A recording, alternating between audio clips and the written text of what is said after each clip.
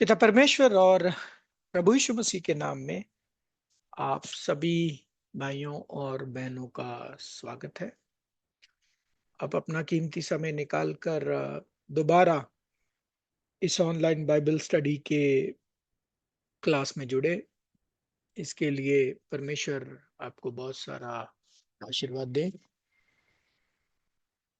प्यारे भाइयों और बहनों, आज हम परमेश्वर के अनुग्रह से पहुंच गए हैं लेसन नंबर 15, जिसका नाम है नर्क के बारे में सत्य।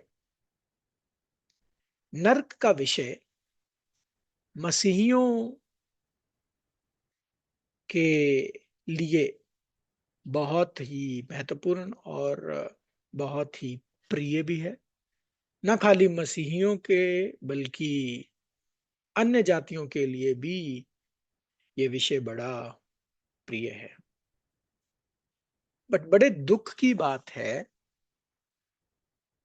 कि बाइबल में बताया गया नर्क और मसीहियों के द्वारा समझे जाने वाले नर्क में बहुत बड़ा अंतर है। और वही आज हम परमेश्वर के पवित्र वचनों के माध्यम से देखने वाले हैं। लेकिन इस विषय में जाने से पहले एक बड़ा ही दिलचस्प क्वेश्चन सबसे पहले खड़ा होता है। वो ये कि हमने मनुष्य के आत्मा के विषय को बड़े ध्यान से पिछले 3 विषयों में देखा, और हमने देखा कि जब एक जीवित आत्मा की मृत्यु होती है तो क्या होता है। सबोपदेशक 12:7 में बताया गया कि शरीर ज्यों का त्यों मिट्टी में मिल जाता है और श्वास जो परमेश्वर ने दिया वो परमेश्वर के पास लौट जाता है। पीछे क्या बचा?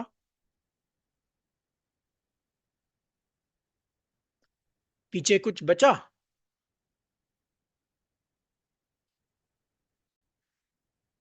जी, तो प्यारे भाई और बहनों,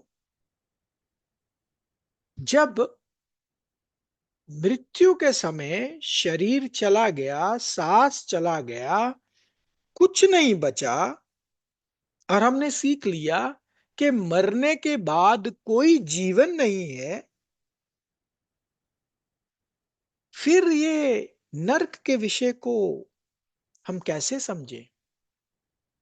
और फिर क्वेश्चन ये उठता है कि नर्क है क्या चीज?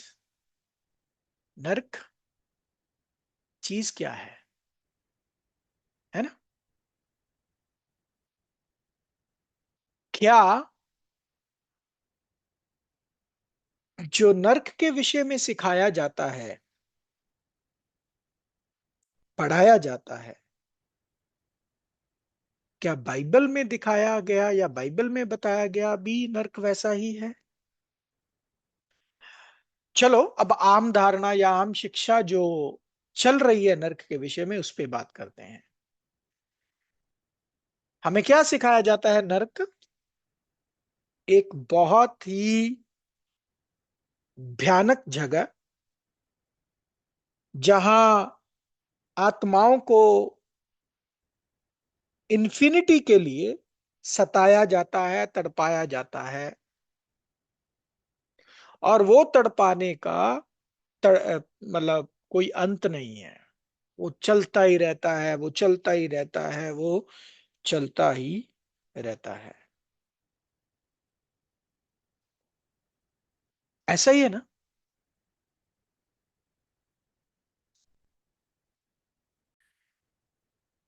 तो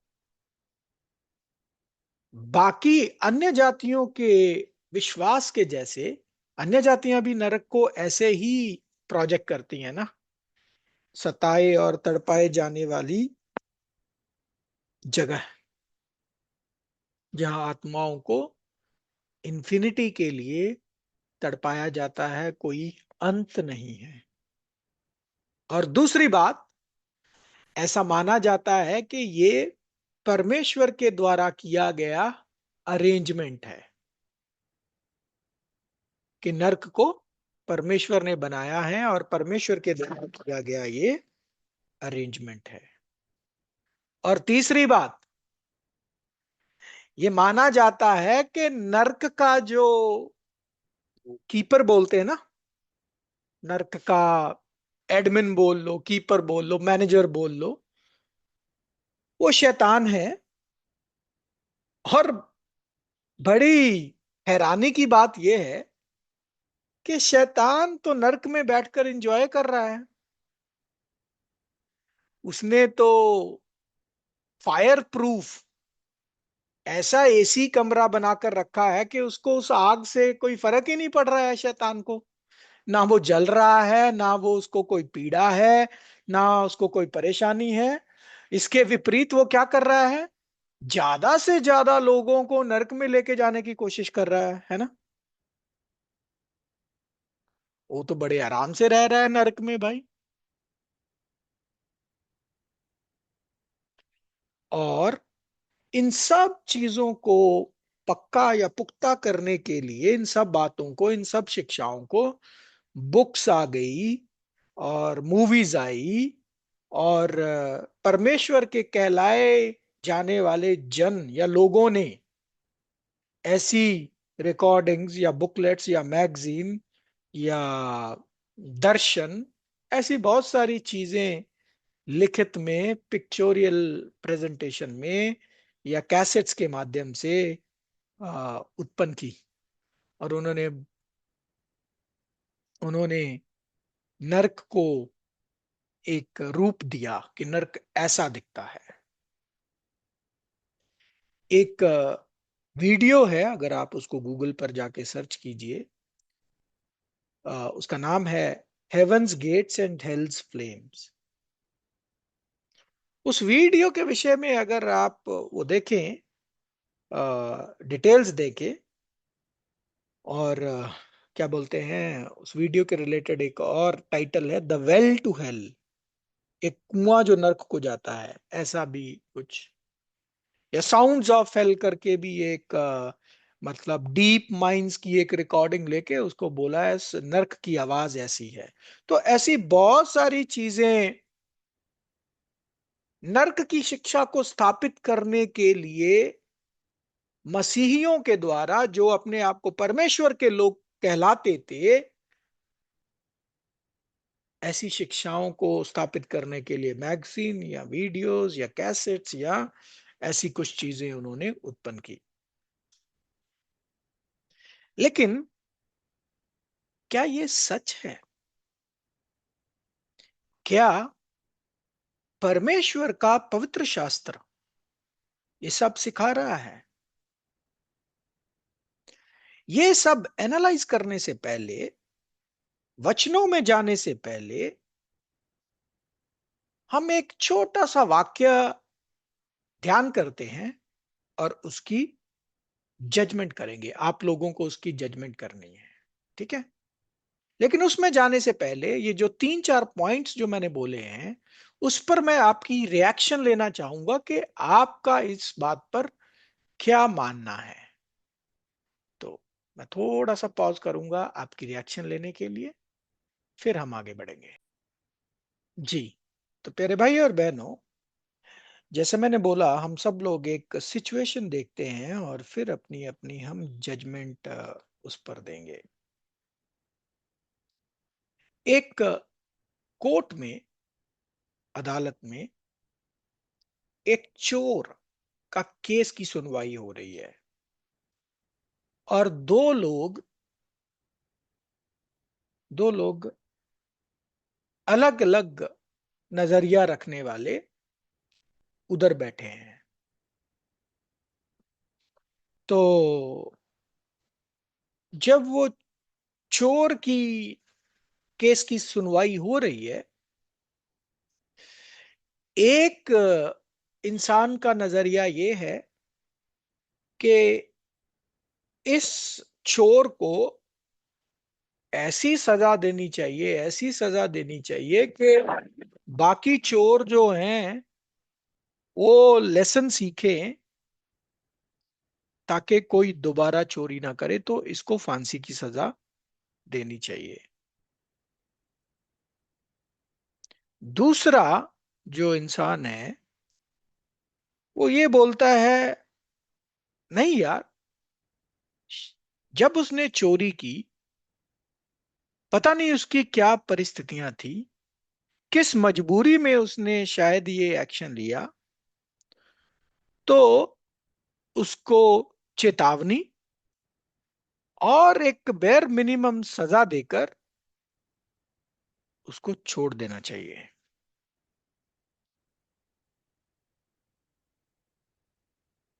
और वो बोलता है कि जो सजा होनी चाहिए वो न्यायिक, धर्मी सजा होनी चाहिए, मतलब जो उचित है वो सजा होनी चाहिए, वही असली न्याय होगा।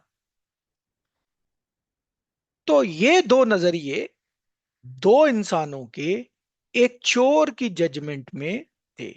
अभी मैं आपका नजरिया लेना चाहूंगा कि आप इसके बारे में क्या विचार रखते हो।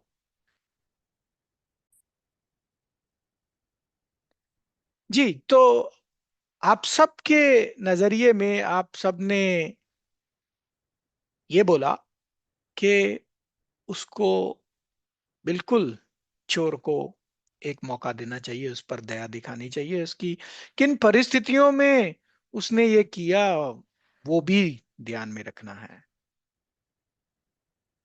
अब जरा सोचिए, हम गिरी हुई सृष्टि, हम असंपूर्ण दिमाग और मन और सब कुछ असंपूर्ण रखने वाले, अगर ऐसा सोच सकते हैं तो परमेश्वर का तो नाम ही प्रेम है। गॉड इज लव, यही है ना परिभाषा, यही है ना परमेश्वर के लिए हम बोलते हैं, वचन यही बताता है ना, परमेश्वर प्रेम है। तो ये इतने दयालु, इतने कृपालु, इतना प्रेम रखने वाले परमेश्वर, जिनके विषय में वचन ये बोलता है कि उनको अंत शुरू से पता है, वो कैसे ऐसा अरेंजमेंट कर सकते हैं प्यारे भाइयों और बहनों, जो हम सब मसीही होकर प्रचार कर रहे हैं कि परमेश्वर ने एक ऐसा जगह बनाया है जिसमें आत्माओं को दिन रात इन्फिनिटी के लिए कोई अंत नहीं है, आत्माओं को सताया जाता है, तड़पाया जाता है। परमेश्वर ने ऐसा कोई तंदूर बनाकर रखा है जिसमें सुबह मुर्गा टंगता है और कोई उसका अंत ही नहीं है। और न्यायिक दंड, पाप के लिए न्यायिक दंड क्या है, उचित सजा क्या होनी चाहिए। याद रखो, परमेश्वर के विषय में जब आप बात कर रहे हो तो परमेश्वर के विषय में हमें बहुत सारी बातें याद रखनी है। और उनमें से एक ये बात है जो हम भजन संगीता चैप्टर 89 वर्स 14 में पढ़ेंगे।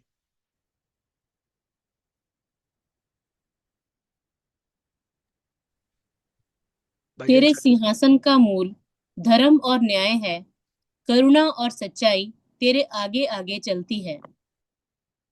तेरे सिंहासन का मूल, justice and judgment are the habitation of thy throne, mercy and truth shall go before thy face। परमेश्वर के सिंहासन की नींव बोलो, मूल बोलो, धर्म और न्याय है। तो मतलब इसका सिंपल शब्दों में मतलब यह है कि परमेश्वर संपूर्ण धर्मी न्याय करने वाले परमेश्वर है। मनुष्य के न्याय में अधर्म और असंपूर्णता हो सकती है, पक्षपात हो सकता है, परमेश्वर के न्याय में ऐसा कुछ नहीं हो सकता। जो जस्ट है, जो उचित है, जो सही है, वही दंड, वही सजा मिलेगी, ना उससे ज्यादा ना उससे कम। ये बात जानने के बाद, परमेश्वर के इस कैरेक्टर को जानने के बाद, जब हम ध्यान करें कि पाप के लिए उचित सजा क्या होनी चाहिए, धर्मी न्याय क्या होना चाहिए, इस चीज को एनालाइज करने के लिए हम पहले पाप का एनालाइज करेंगे कि हम सब कितना पाप करते हैं। हम सब के पास दिन में 24 घंटा होता है, राइट? उस 24 घंटा में से हम 8 घंटा सोते, 8 घंटा काम करते, और 2 घंटा खाना पीना, नहाना धोना, वॉशरूम जो भी है उसमें लगा लो। तो टोटल कितना गया? 18 घंटा इन गतिविधियों में निकल गया, काम में, सोने में, और खाना पीना नहाना धोना करने में, है ना? बाकी बचा 6 घंटा। एक दिन में मान लो 6 घंटा हम नॉन स्टॉप 24/7 हर प्रतिदिन 6 घंटा पाप कर रहे हैं, तो एक दिन का कितना हिस्सा पाप किया हमने? चौथा हिस्सा पाप किया। और पूरी आयु में कितना हिस्सा पाप किया? फॉर एग्जाम्पल आज एवरेज उम्र 60 मानी जाती है, 60 से 80 के बीच में मानी जाती है, तो हम 80 ले लेते हैं, ठीक है? 80 का चौथा हिस्सा कितना हुआ? 20 साल। तो फॉर एग्जाम्पल हमने अपने जीवन काल का, पूरे जीवन काल का चौथा हिस्सा लगातार पाप किया, बिना रुके, बिना थमे, बिना ब्रेक लिए। मतलब कि 20 साल या 15 साल हमने, अगर 60 साल तो 15 साल, अगर 80 साल हम आयु लेके चल रहे हैं तो 20 साल। अब 20 साल के पाप का उचित धर्मी न्यायिक दंड क्या होना चाहिए? 20 साल के पाप का न्यायिक दंड क्या होना चाहिए? मैक्सिमम जो दंड परमेश्वर ने इजरायलियों के विषय में कहा वो 7 गुना बोला, मैं तुम्हारे पापों की 7 गुना सजा दूंगा। अगर 7 गुना लगाओ तब भी 140 होता है।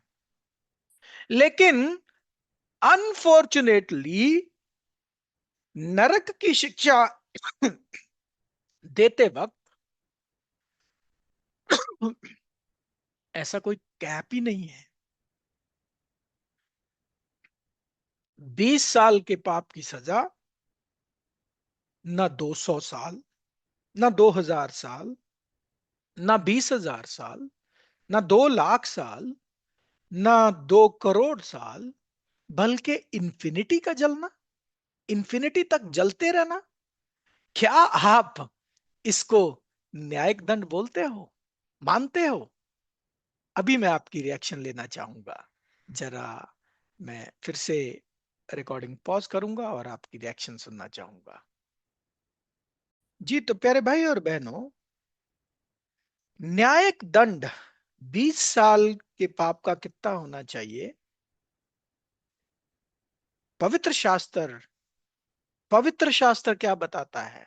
आप और मैं या कोई और नहीं, पवित्र शास्त्र नरक के बारे में दंड कितना बताता है। पढ़ते हैं रोमियो 6 अध्याय 23 वचन।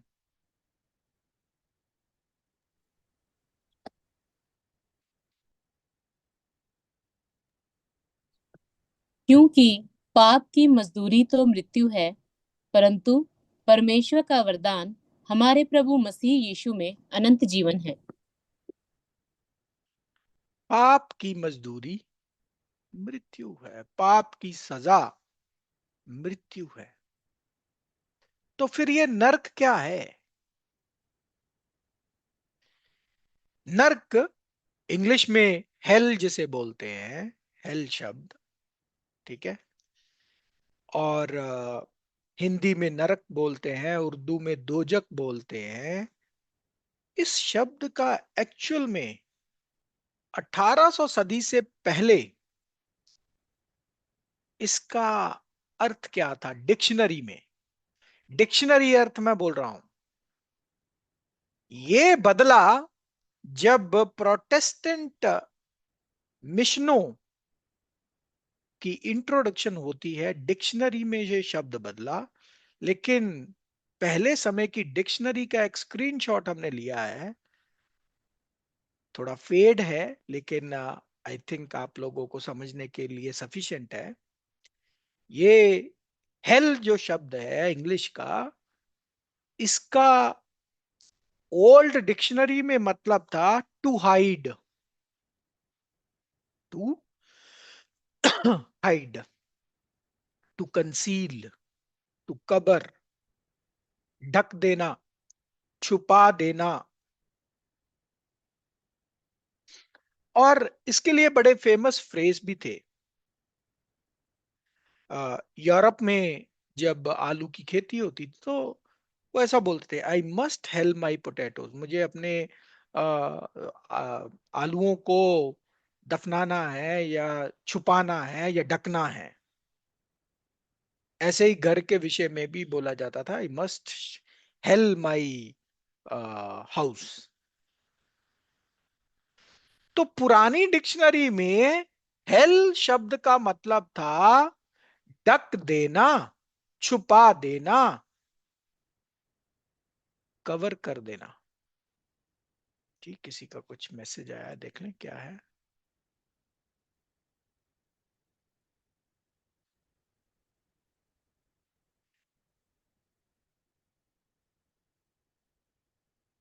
ओके श्योर, जी जरूर करेंगे। Romeo, Romans chapter 6 verse 23, I quoted previous verse. Okay जी। तो हेल शब्द टू कंसील, टू हाइड और टू कवर, लेकिन ये मतलब आज आपको डिक्शनरी में नहीं मिलेगा। आज आपको डिक्शनरी में मतलब मिलेगा बर्निंग फायर, ऐसा कुछ जो भी क्रिश्चियन फेथ के मुताबिक उसका वो हुआ। तो हम कैसे जाने कि नर्क के बारे में सत्य क्या है, नर्क क्या है, बाइबल का नर्क क्या है? ये जानने के लिए हमें हिब्रू और ग्रीक शब्दों की पढ़ाई करनी पड़ेगी। बाइबल ना इंग्लिश में लिखी गई, ना हिंदी में लिखी गई, ना उर्दू में लिखी गई, ना आपकी और मेरी भाषा में लिखी गई। बाइबल लिखी गई इब्रानी भाषा में या ग्रीक भाषा में। तो ग्रीक भाषा में या इब्रानी भाषा में कौन सा शब्द था, उस शब्द का अर्थ उस भाषा में क्या है, फिर उस शब्द के रिलेटेड वचनों को देखेंगे, फिर हम समझेंगे कि नर्क एक्चुअल में है क्या। तो हम इस विषय में 4 शब्दों की पढ़ाई करेंगे। पुराने नियम में इब्रानी भाषा का शब्द शियोल, नए नियम में यूनानी भाषा के 3 शब्द हैं जिनको हेल में या नर्क में ट्रांसलेट किया, अनुवाद किया गया है। वो है 3 शब्द, हेडिस, तारतरु, गहना।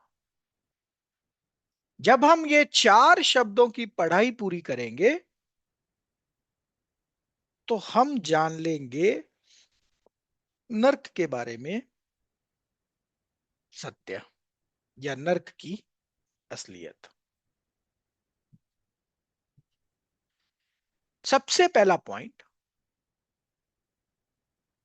ये जो हेल, इंग्लिश का हेल शब्द है, बाइबल में 53 बार, 53 टाइम्स बाइबल में पाया जाता है। कितनी बार? 53 टाइम्स, 53 बार हेल शब्द you will find in the Bible. पुराने नियम में 31 बार, नए नियम में 22 बार।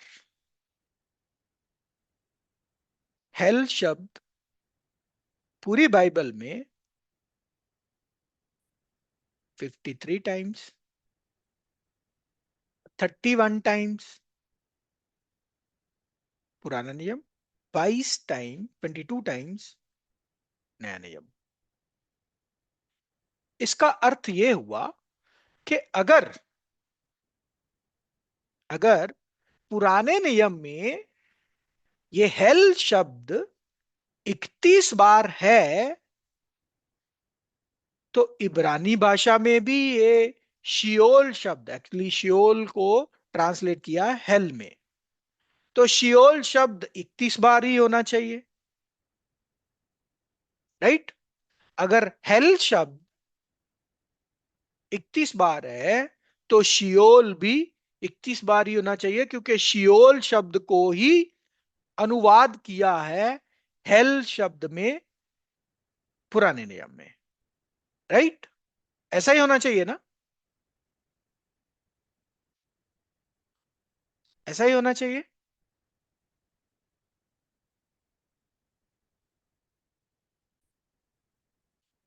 बट ऐसा है नहीं, ऐसा है नहीं। शियोल शब्द पुराने नियम में, यानी कि इब्रानी भाषा का शब्द है, ऑब्वियसली पुराने नियम में ही होगा। इब्रानी भाषा में ये शियोल शब्द 65 बार है। कितनी बार? 65 टाइम्स। अब अगर 65 टाइम्स है और उसमें से सिर्फ 31 बार शियोल को हेल में अनुवाद किया गया है, तो बाकी 34 बार उसका अनुवाद किस शब्द में किया गया है, ये जानना बहुत जरूरी है, राइट, है ना।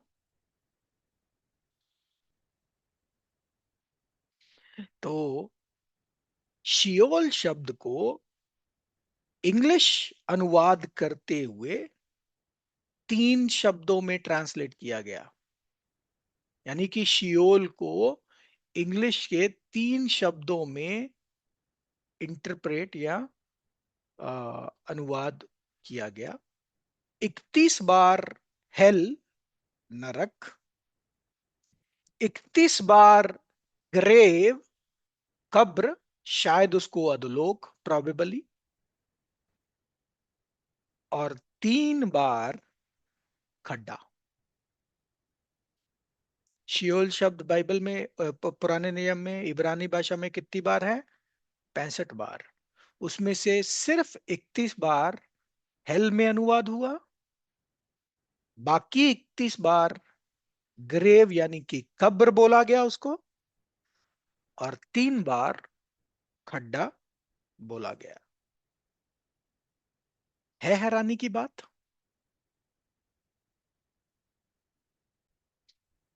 जी। तो प्यारे भाई और बहनों, ये शियोल शब्द का एक्चुअल में मतलब क्या है और शियोल के विषय में जो वचन है वो क्या है, हम पढ़ेंगे। जहां पे ये वचन, ये शब्द आता है, भजन संगीता 9वां अध्याय 17 वचन।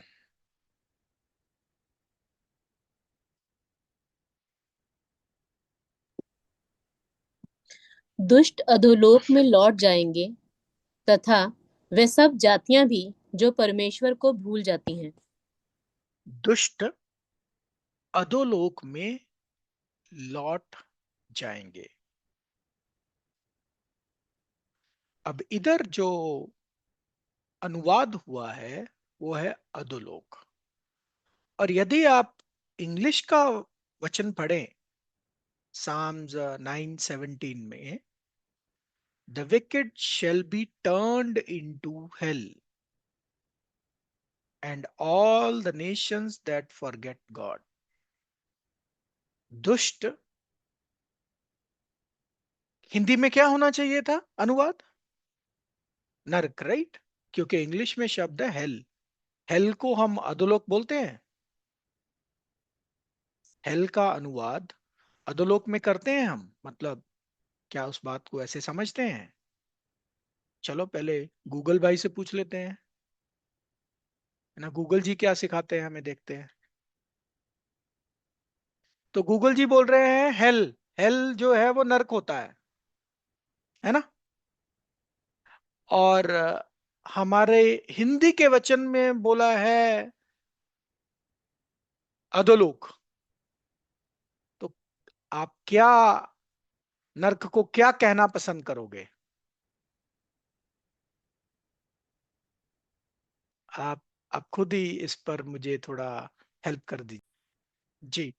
तो प्यारे भाई और बहनों, ये वचन हम भजन संगीता 9:17 का जो देख रहे हैं, हम देख रहे हैं तीन डिफरेंट डिफरेंट शब्द, दो इंग्लिश के, इब्रानी भाषा का शब्द एक था शियोल, केजेबी बाइबल में शियोल को हेल शब्द में अनुवाद किया, एनआईवी बाइबल ने उसको ग्रेव में अनुवाद किया, कब्र में, और हिंदी भाषा में अधोलोक।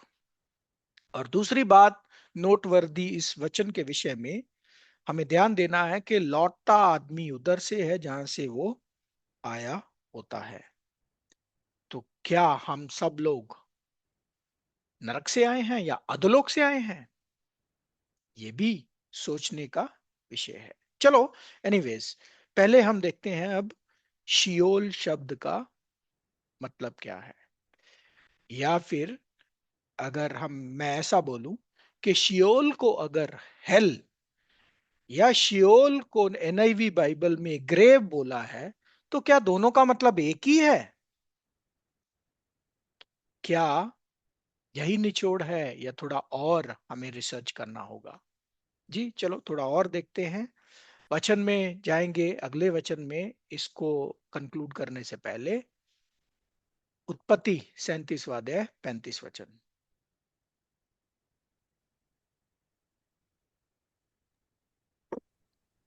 और उसके सब बेटे बेटियों ने उसको शांति देने का यत्न किया, पर उसको शांति न मिली, और वह यही कहता रहा, मैं तो विलाप करता हुआ अपने पुत्र के पास अधोलोक में उतर जाऊंगा। इस प्रकार उसका पिता उसके लिए रोता ही रहा। तो यहां पे आप देखो, ग्रेव को अधोलोक ट्रांसलेट किया है कि मैं अधोलोक में लौट जाऊंगा। जेनेसिस, सॉरी सिस्टर मोटरोला वाले या ब्रदर जो भी हैं, इंग्लिश में जेनेसिस 37 चैप्टर 35 वर्ड्स वर्स हम पढ़ रहे हैं। तो यहां पे भी क्या है, मैं तो विलाप करता हुआ अपने पुत्र के पास अधोलोक में उतर जाऊंगा। इंग्लिश में अगर आप देखो तो ग्रेव में लौट जाऊंगा। तो चलो, इस बात को वैलिडेट करने के लिए हम हिब्रू स्क्रिप्चर निकालते हैं और देखेंगे उधर कौन सा शब्द इस्तेमाल हुआ है।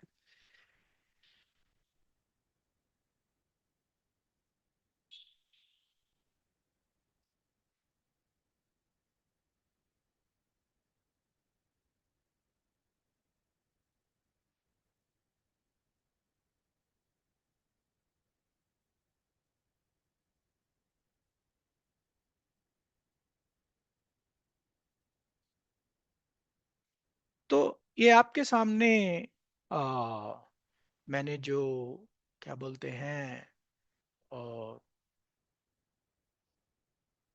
हिब्रू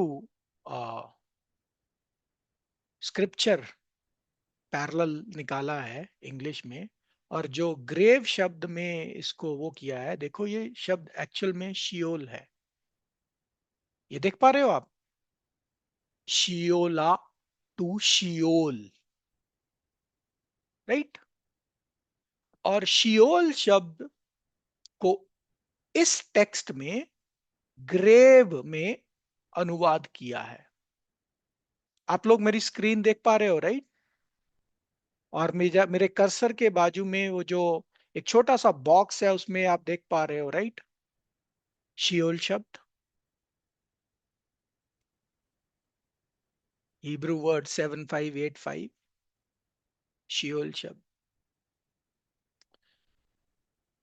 तो इधर वही शियोल शब्द को ग्रेव अनुवाद किया है।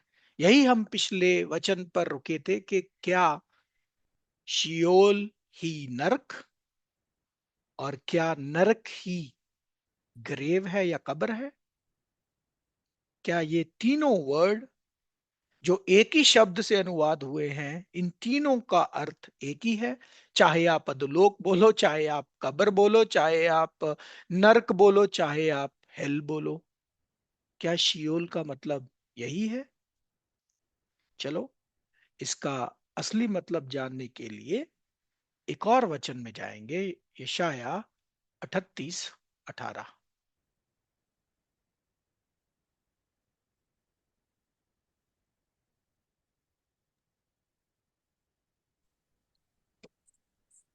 क्योंकि क्योंकि अधोलोक तेरा धन्यवाद नहीं कर सकता, न मृत्यु तेरी स्तुति कर सकती है। जो कब्र में पड़े वे तेरी सच्चाई की आशा नहीं रख सकते। क्योंकि मृत्यु, इसे दोबारा से जरा पढ़ दीजिए, मैं इधर स्क्रिप्चर में वो निकाल कर रहा हूं।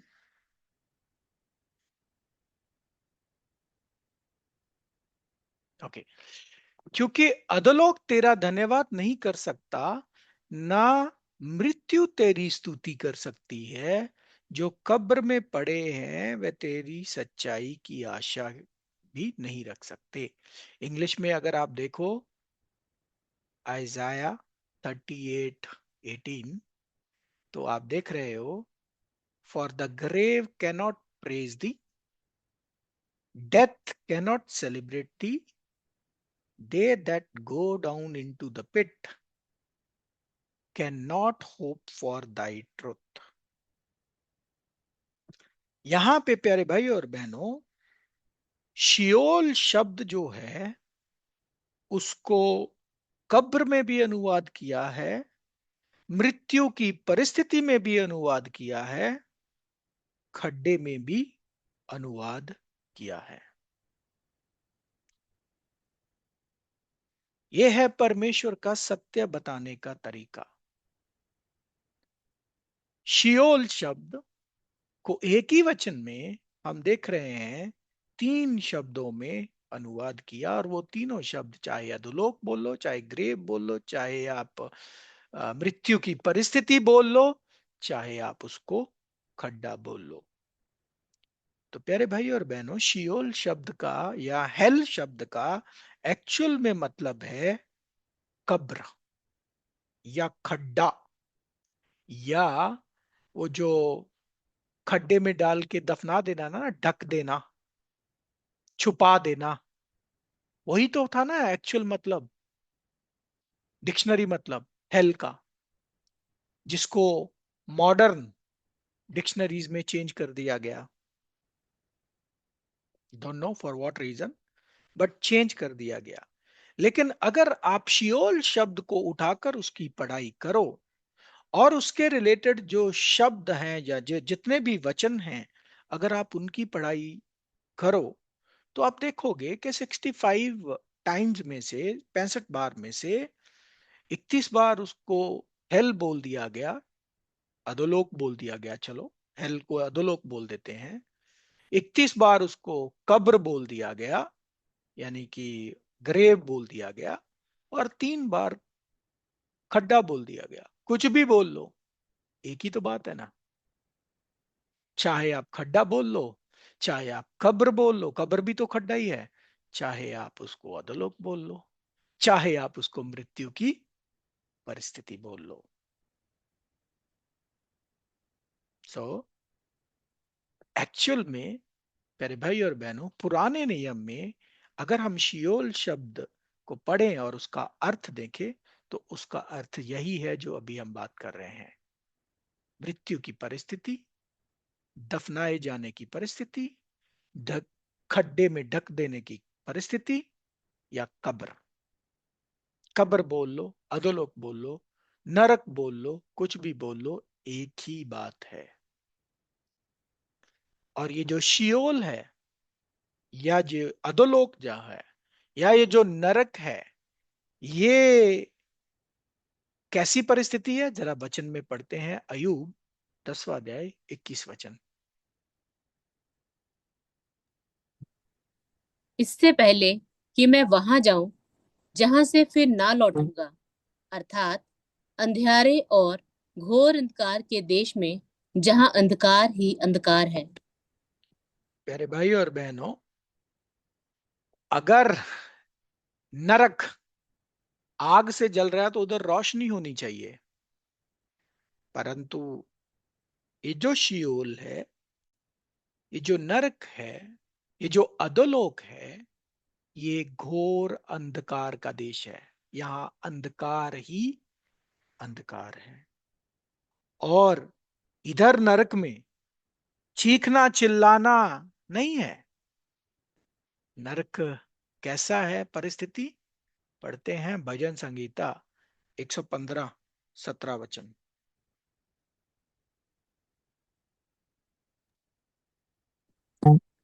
मृतक जितने चुपचाप पड़े हैं वे तो यहोवा की स्तुति नहीं कर सकते। मृतक जो मृत्यु की परिस्थिति में है, वो चुपचाप पड़े हैं। वो कुछ नहीं बोल सकते, वो स्तुति नहीं कर सकते, वो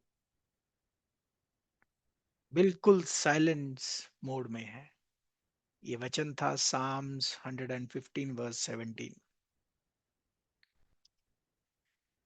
और ये नरक, ये अधोलोक, ये कब्र, ये जो मृत्यु की परिस्थिति, शियोल की परिस्थिति ऐसी है जहां पे कोई ना तो पछतावा है, ना किसी की कोई याददाश्त है, कुछ भी नहीं है।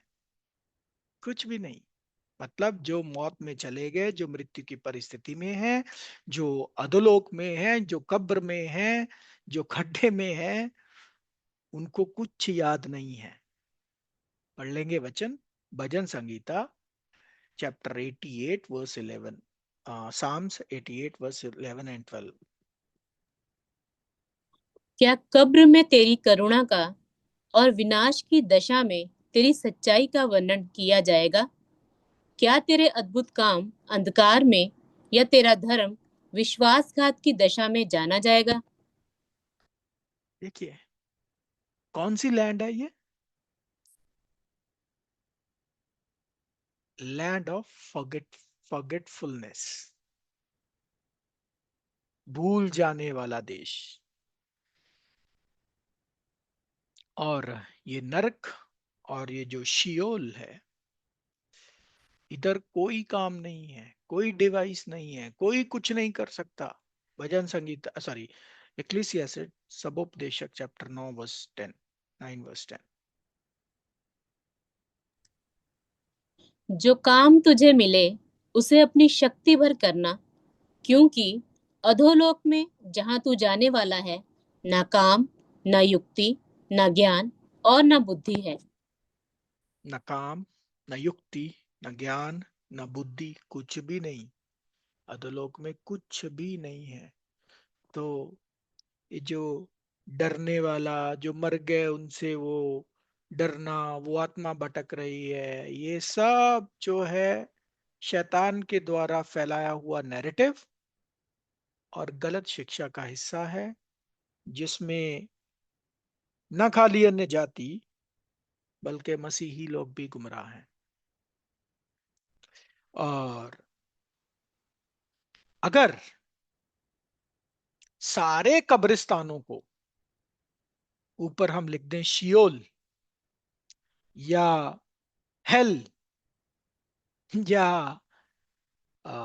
अधोलोक या कब्र, तो उसमें कुछ अंतर नहीं होगा।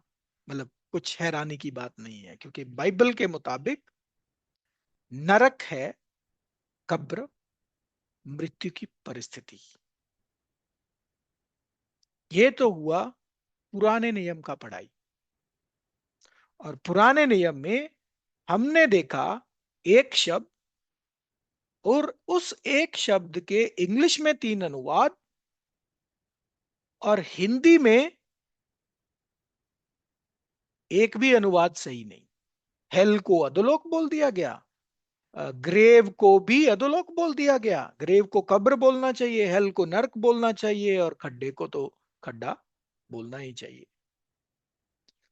अब नए नियम में, नए नियम में एक्चुअल में 3 शब्दों की पढ़ाई हमें करनी है। एक है हेडिस, दूसरा तारतरु, तीसरा गहना। इन तीनों शब्दों को नर्क हेल में अनुवाद किया गया है। लेकिन ये भाषा बदलने से, यानी कि इब्रानियों से ग्रीक में आने में, क्या अर्थ बदल जाएगा? जी बिल्कुल नहीं। इंग्लिश में वाटर है, हिंदी में पानी है, या और किसी भाषा में कुछ और है, लेकिन कंटेंट थोड़ी बदल रहा है। पानी तो पानी ही है ना। तो ग्रीक भाषा में शब्द है हेडिस। अब हम आपको सीधा सीधा एक ऐसा वचन बता देंगे, दिखा देंगे, जिसमें वो पुराने नियम में भी है वचन, वो नए नियम में भी है वचन। पुराने नियम में शियोल शब्द है, नए नियम में हेडिस है। अगर वचन सेम है तो इसका अर्थ बड़ा सीधा सीधा है, उसका अर्थ भी सेम ही है। हाँ, शब्द इंग्लिश वो इब्रानी का है, ये ग्रीक का है, इंग्लिश का कुछ और हो सकता है, लेकिन अर्थ तो सेम ही होगा ना। चलिए वो वचन देखेंगे। भजन संगीता 16:10 और प्रेरितों के काम 2:27, साम्स 16:10 एंड एक्ट्स 2:27। ये पहले 16:10 पढ़ लेंगे, फिर सेम वचन नए नियम में पढ़ेंगे 2:27 में। जी। क्योंकि तू मेरे प्राण को अधोलोक में ना छोड़ेगा, ना अपने पवित्र भक्त को कब्र में सड़ने देगा। क्योंकि तू, for thou will not leave my soul in hell, neither will thou suffer thine holy one to see corruption। है ना। फिर हम देखते हैं प्रेरितों के काम 2:27, एक्ट्स 2:27। क्योंकि तू मेरे प्राणों को अधोलोक में ना छोड़ेगा और ना अपने पवित्र जन को सड़ने देगा। जी। तो सेम वचन है, सेम, जो पुराने नियम में है वही नए नियम में है। दोनों में शब्द हेल इस्तेमाल हुआ है, लेकिन इब्रानी भाषा में वो शब्द था शियोल, ग्रीक भाषा में वो शब्द है हेडिस। लेकिन क्या शब्द बदल जाने से अर्थ बदल जाएगा? बिल्कुल नहीं। तो सिंपल सिंपल समझ में आता है कि जो ग्रीक भाषा का हेडिस शब्द है, उसका अर्थ भी वही है जो इब्रानी भाषा शियोल का शब्द है। ठीक है। अब इसके बारे में डिटेल पढ़ाई या इसके रिलेटेड जो भी नए नियम में वचन है जहाँ पे हेडिस शब्द आता है, वो हम अगले सप्ताह के लिए होल्ड करते हैं। आज हम इधर ही रुकेंगे। लेसन नंबर 15 का बाकी हिस्सा हम अगले सप्ताह करेंगे। तब तक परमेश्वर ही आप सबको आशीर्वाद दें। आप सबसे यही निवेदन है कि क्लास आप लोगों के साथ शेयर कर दी जाएगी पीडीएफ के माध्यम से, रिकॉर्डिंग भी आप लोगों के साथ शेयर कर दी जाएगी। आप प्लीज इसका अध्ययन कीजिए, खुद से पढ़िए, सुनिए और प्रिपेयर होकर आइए। और अगर आप और एक स्टेप जाना चाहते हो तो आप रिसर्च कीजिए। आप ये जो स्क्रिप्चर्स इस लेसन के माध्यम से आप लोगों को दिखाए गए हैं, उनका इक्विवेलेंट हिब्रू शब्द देखिए और उस हिब्रू शब्द का आप अर्थ देखिए। तो अगर आप ऐसे करोगे तो आप लोगों के लिए ही, आपकी कंफ्यूजन दूर करने के लिए बहुत अच्छा अवसर होगा। आपने अपना कीमती समय दिया, इसके लिए आप सबका बड़ा धन्यवाद। Thank you and Lord bless.